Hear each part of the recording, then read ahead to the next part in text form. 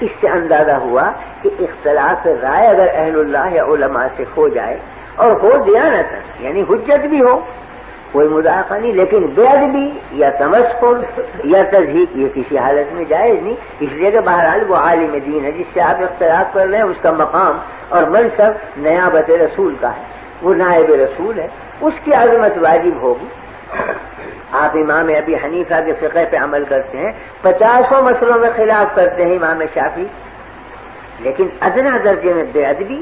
ذرہ برابر امام شافعی رحمہ اللہ کے قلب میں نہیں آ سکتی مومن کے، اس لیے کہ جیسے امام ابی حنیفہ واجب التعظیم ویسے امام شافعی واجب التعظیم، دونوں آفتاب اور مہتاب ہیں دین کے، دونوں سے نور حاصل ہو رہا ہے، برکت حاصل ہو رہی ہے، تو کس طرح سے جائز ہے کہ ادنا درجے کی گستاخی؟ تو گستاخی کرنا جہالت کی علامت ہے، استہزاء کرنا جہالت کی علامت ہے۔ موسیٰ علیہ السلام نے جب نصیحت کی ہے قوم کو اور فرمایا کہ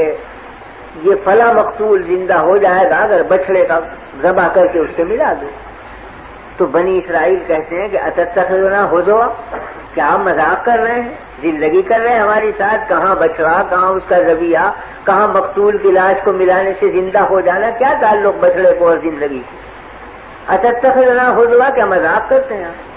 فرمایا قال اعوذ باللہ ان اکون من الجاہلین، میں اللہ سے پناہ مانگتا ہوں کہ میں جاہلوں میں شمار ہوں، یعنی دلگی اور تمسخر جاہل کی علامت، یہ جاہلوں کا کام ہے، علم کا والوں کا کام نہیں ہے کہ تمسخر کریں، اس لیے کہ وہ ادب کے خلاف ہے اور ادب پر دین کا مدار، تو تمسخر بے ادبی اور بے ادبی سے دین ضائع ہوتا۔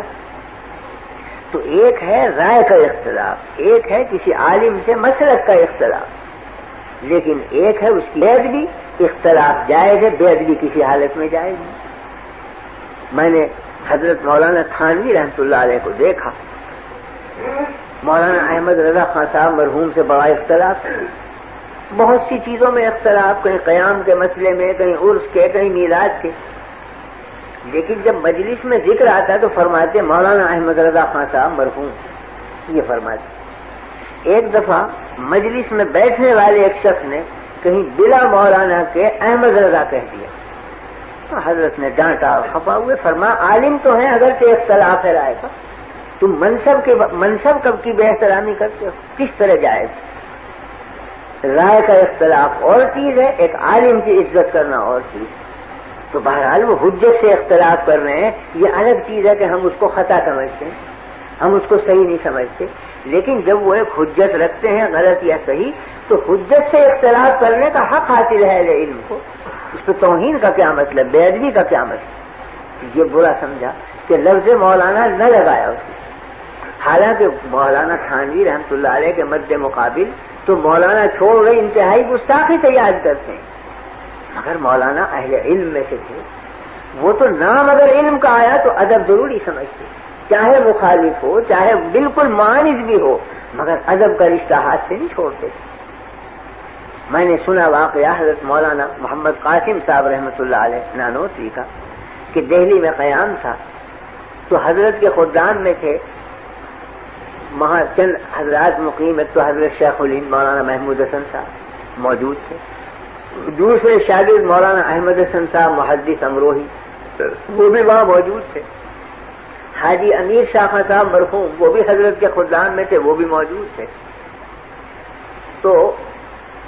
مولانا احمد حسن صاحب مرحوم نے اپنے ہمجولیوں میں بیٹھ کر یہ فرمایا کہ بھئی دلی میں لال کنویں کی مسجد کے جو امام ہیں ان کی قرات بہت اچھی ہے، تو چلو کل صبح کی نماز ان کے پیچھے پڑھیں گے، قرآن شریف بہت اچھا پڑھیں۔ تو شیخ الہند رحمۃ اللہ علیہ نے غصے میں فرمایا کہ تمہیں شرم نہیں آتی بغیرت، وہ ہمارے حضرت نانوتوی کی تکفیر کرتا ہے وہ امام، ہم اس کے پیچھے نماز پڑھیں گے، جب وہ حضرت مولانا کو کافر کہتا ہے ہم نہیں پڑھیں گے ایسے شخص کے پیچھے نماز، اور کوئی ذرا سخت لہجہ اختیار کیا۔ یہ جملے حضرت نانوتوی کے کان میں پڑے، تو اگلے دن حضرت نانوتوی رحمۃ اللہ علیہ ان سب شاگردوں کو لے کر اسی مسجد میں پہنچے صبح کی نماز پڑھنے کے لیے، اسی امام کے پیچھے جا کے نماز پڑھی۔ نماز کا جب سلام پھیرا تو چونکہ لوگ اجنبی تھے یہ، تو نمازیوں نے دیکھا کہ بھئی یہ ہیں تو کچھ علماء صورت مگر ہیں اجنبی، تو کچھ چویں گوئیاں ہوئی کون ہے معلوم ہوا کہ تو حضرت مولانا محمد قاسم صاحب اور یہ ان کے شاگرد مولانا شیخ الہند محمود الحسن صاحب ہیں اور یہ مولانا احمد حسن محدث امروہی ان کے تلمیذ ہیں۔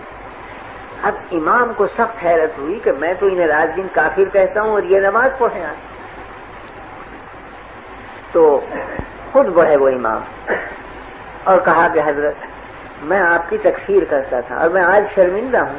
کہ آپ میرے پیچھے نماز پڑھیں، حالانکہ میں نے آپ کو کافر کہا۔ فرمایا مجھے قدر ہے آپ کے کافر کہنے کی،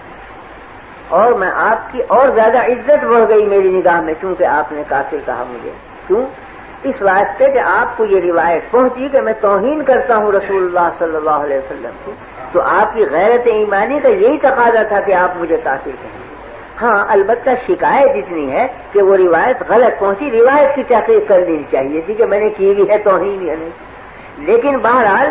تکفیر کی بنا ہے توہین رسول، اور توہین رسول جو مسلمان سنے گا تکفیر واجب ہے کرنا، کہ وہ کافر کہے وہ دائرہ اسلام سے خارج ہو گیا جو توہین کرے نبی کریم صلی اللہ علیہ وسلم کی۔ تو فرمایا میرے دل میں قدر ہے آپ کی قوت ایمانی کی کہ آپ نے مجھے کافر کہا، اس لیے کہ آپ کو یہ خبر پہنچی کہ میں توہین رسول کرتا ہوں۔ ہاں شکایت اتنی ہے کہ آپ تحقیق کر لیتے کہ یہ خبر صحیح ہے یا غلط، تو میں عرض کرنے یہ آیا ہوں کہ یہ خبر غلط ہے، اور میں خود اس شخص کو دائرہ اسلام سے خارج سمجھتا ہوں جو ادنی درجے میں بھی توہین کرے نبی کریم صلی اللہ علیہ وسلم کی۔ اور اگر آپ کو یقین نہ آئے اور آپ سمجھتے ہیں میں کافر ہوں، میں اب آپ کے ہاتھ پر اسلام قبول کرتا ہوں، اشہد ان لا الہ الا اللہ و اشہد ان محمد رسول اللہ۔ وہ امام قدموں میں گرا، بچھا جاتا ہے بیچارہ۔ تو بات صرف یہی تھی کہ ان حضرات کے دلوں میں تواضع للہ اور ادب مع اللہ اس درجہ بڑھا ہوا تھا کہ نفسانیت کا جیسے شائع بنا رہا ہو اور حقیقت کو سمجھتے، تو استہزاء یا تمسخر یا بے ادبی یہ تو بجائے خود ہے، بے قدری تک بھی نہیں کرتے تھے اپنے معاندوں کی، بلکہ صحیح محمل پر اتار کر یہ کہتے تھے کہ یہ جو ہمیں کافر کہتے ہیں یہ بھی ان کی قوت ایمانی کی دلیل۔ البتہ انہیں تحقیق کر لینی چاہیے کہ واقعی میں ہم توہین رسول کرتے ہیں یا نہیں، ہم معاذ اللہ دشمنان رسول ہیں یا دوستان رسول ہیں، اس کی تحقیق ان پر واجب تھی، بلا تحقیق کے حکم نہیں لگانا چاہیے۔ لیکن جو حکم لگایا وہ صحیح ہے، کیونکہ توہین رسول کرنے والا کبھی اسلام میں باقی نہیں رہ سکتا۔ تو میرے عرض کرنے کا مطلب یہ تھا کہ تعدب اور ادب یہ بنیاد ہے دین کی، جس کو عارف رومی نے کہا ہے نا کہ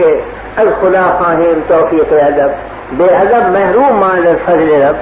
ہم اللہ سے توفیق چاہتے ہیں ادب کی، کیونکہ بے ادب محروم ہوتا ہے فضل خداوندی سے۔ حق تعالی شان کے یہاں اس کا کوئی مقام نہیں ہے جو گستاخ اور بے ادب